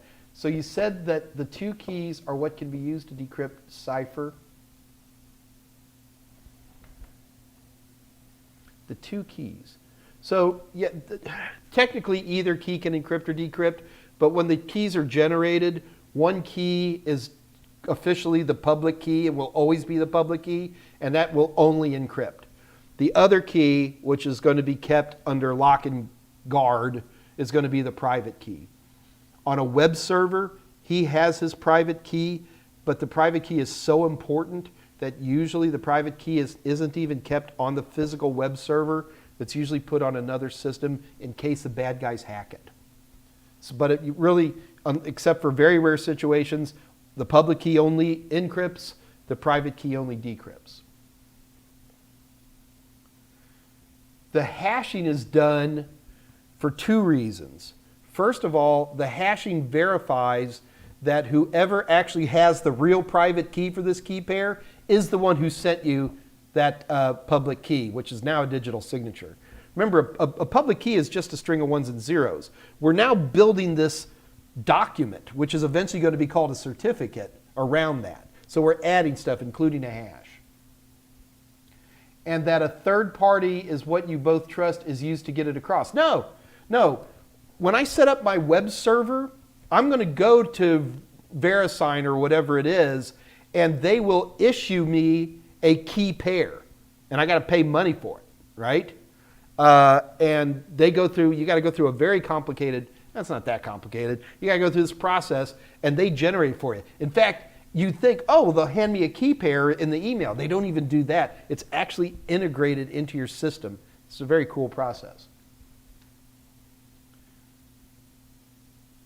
Used to get it across. So yeah, once it's down in your server, you can move it around, whatever you want to do. But once it's down in your server, whenever anybody connects to you and says, I want to be secure HTTP, first thing you do is you throw them the certificate, right? So that certificate has a public key. It's got your digital signature, says it's really from your private key, and it's from a third party who says, yes, we trust www, I can't believe it's a scissorstore.com.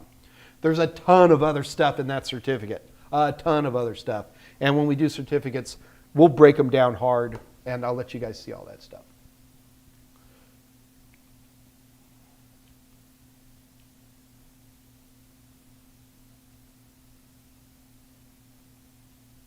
Oh, Matt, did you? Oh, sorry, brother. Failed by only 25 points. I hate that feeling. Matt, did this just happen? I don't know. I'm just going to give you the speech anyway. You ready? Matt, I'm sorry you didn't pass an exam. We all fail exams. It sucks. It costs money. It costs time. But it's not an SAT, okay? Other than the disappointment, yeah, I know it sucks. Sorry about that. You just reschedule the exam, especially if you're all studied up. I would think that you wouldn't want to wait more than 30, maybe 60 days tops before you retake the exam. You're all studied up. You just need a little polish. The other thing I'd be doing, Matt, if I were you, forget the books. Forget the videos. Pound questions.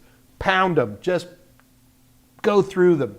Make yourself rewrite questions. I got to tell you, that's the ultimate proof to me that somebody knows a topic is when they can look at a question and they can rewrite the question and push it back at them. You can't let your head melt. You got to keep going through that. Also keep in mind, be careful. Like with my product, I don't give you the actual A+ questions, but I get really close. And sometimes people get in trouble because like, oh, I saw that on Mike's practice test. That's answer D. No, it's not. It's not D. I'm not copying these questions. They're going to be a little bit different. So, but that's what I'd be doing. Do not get down on yourself. I have failed 50 or 60 certification tests over the years. It's part of the process. Yes, it's expensive. Yes, it's a time killer. Nobody cares. No one's ever going to ask you, how many times did you take the test? Nobody cares. You're good.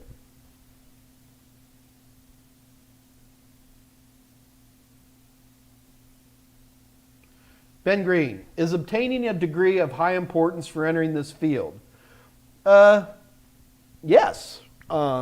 If you can, I strongly recommend you go for a 4-year bachelor's degree.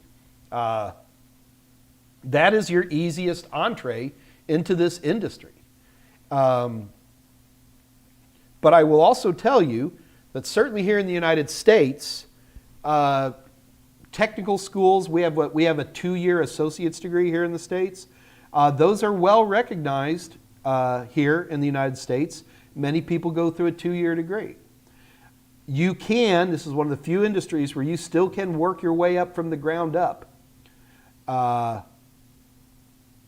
If you're an entrepreneurial type of person, if you're a self-starter, if you're not going to be, want to hang your own shingles, IT is one of the few places left where you can thrive. You'll work like a dog. You'll work 80 hours a week. You'll work every Saturday and most Sundays. But you can do it. It can be done. I did it. I don't have a college degree. Isn't that crazy? I was making too much money.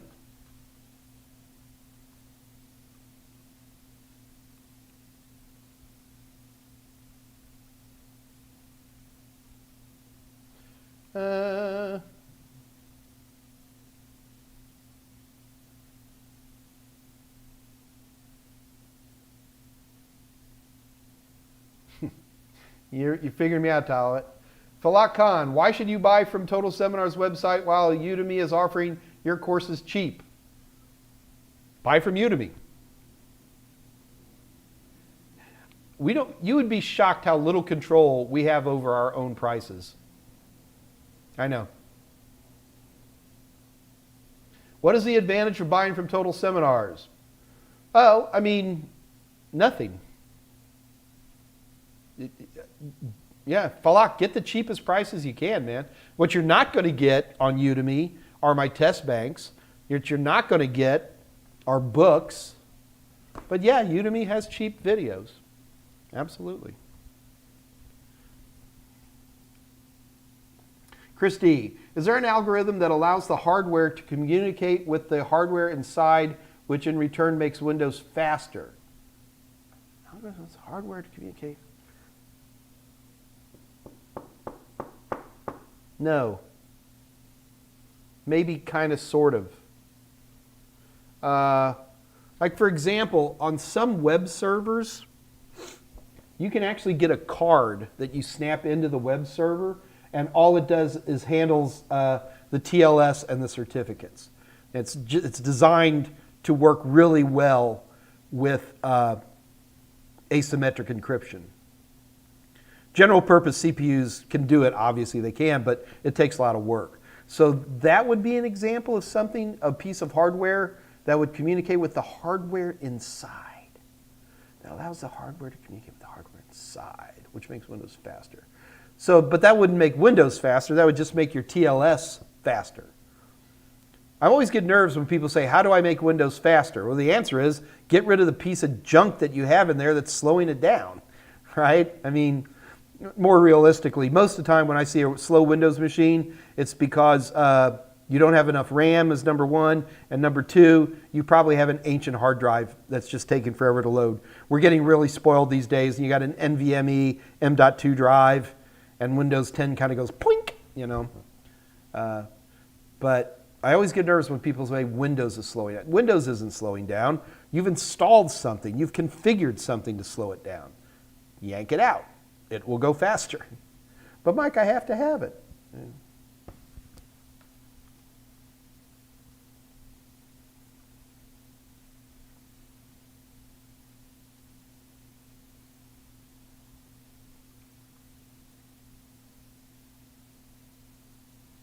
Yeah, Andy, we've got a little more to do, but we'll get you. I think it's going to be more interesting to do the rest of asymmetric encryption with certificates, because that's really how asymmetric encryption shows up anymore. The idea of having pure public keys, like we used to do that with email a million years ago where there were no certificates. We would just get, and this is back when your email was installed on your system, and we would actually go in and send each other keys and stuff. It's a fascinating study of a technology that doesn't really work anymore. Today, everything's certificates.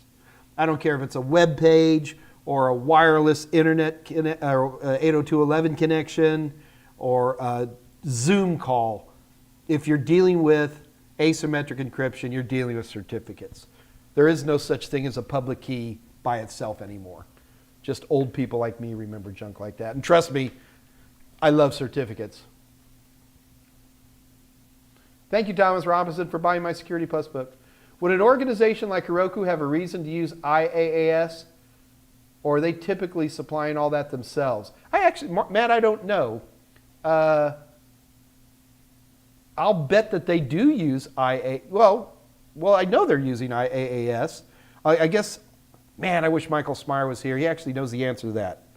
Does Heroku own its own cloud, or does it go to Amazon S3 and use their IaaS? I'll bet you a nickel that they go to Amazon and use their IaaS, but I'm not sure.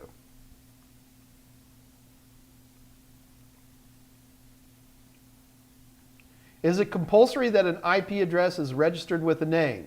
No. Oh, are you talking about DNS where, www.google.com has an IP address?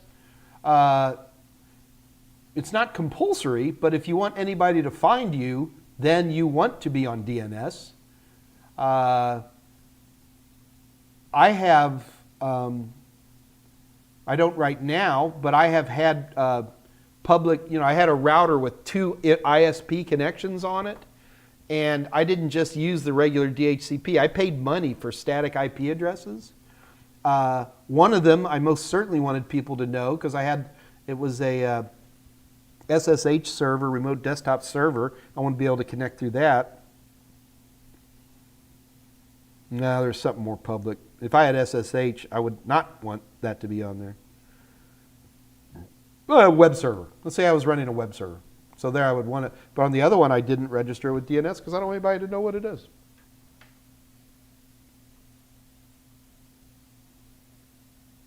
Oh, I don't care. I'm just glad Ben Green's here and learning. That's the important thing. And trust me, I jack around with you guys enough. I don't mind. I can take it as much as I dish it out. So don't worry about it, the Geordie 800, but I appreciate you being there for me.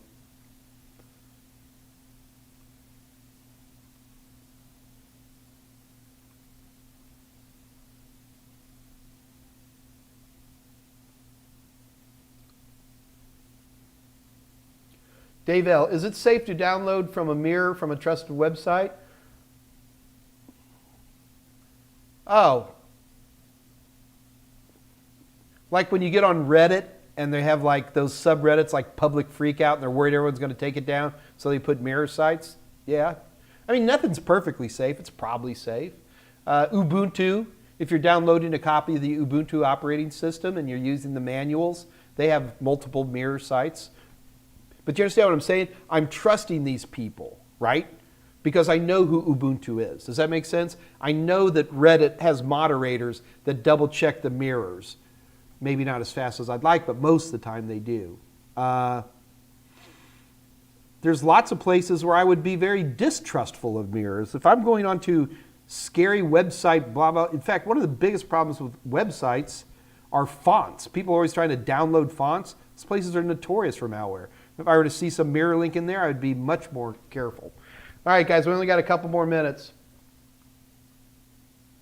All right, Nick, take care of the baby. Taylor Brook, hi, Mike. This is probably a really weird question. Oh, we never get those, Taylor. When you open Windows Defender Firewall, Advanced Security, and create... Is that an ACL? Yes, of course. Taylor, that's exactly what an access control list is. You are manually configuring your firewall settings to do, whatever you want it to do. That's one place. If you have a firewall, you have an ACL. Yes, that is not a weird question. It's a good question. All right, guys, we're almost done. We're coming here to the end. Yeah, I do like hockey. We used to have a great hockey team here, Andy, here in Houston. I have some funny stories.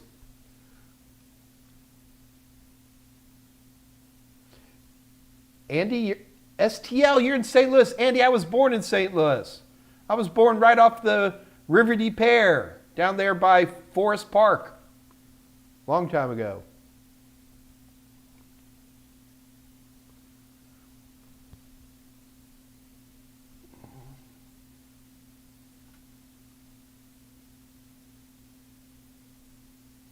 Oh, Asa, why do we have to have IP addresses if everybody has a unique MAC address? Because MAC addresses don't segment the internet. If we don't have some way to chop the internet up into millions of little local area networks, then for me to find anyone, I would have to broadcast to the entire internet.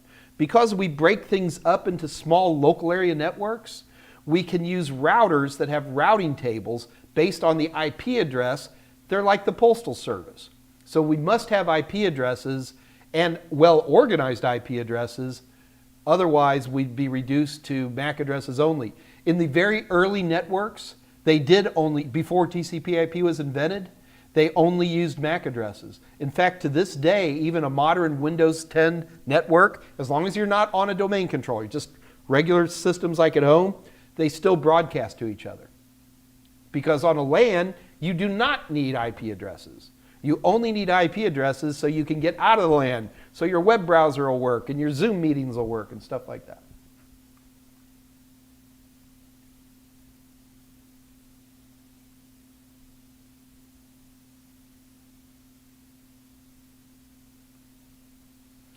Yeah, Falak, I love this stuff. I have a wonderful story to share with you. I'm always excited to share these stories. But thank you. All right, guys, it's 4 o'clock. We got to go. All right, when we get back. Okay, remember, next week, Wednesday, we're going to have Jeff Sage coming from EC Council. You guys who are really interested in becoming IT security, this is a must attend, okay? You just got to be here. This is a rare opportunity for you guys to talk to people you'd normally never get a chance to talk to. So that's not this Wednesday, it's next Wednesday. This Wednesday, it's going to be Wireshark. Actually, we got to do a little bit more on asymmetric encryption. Diffie-Hellman. Let me write that down.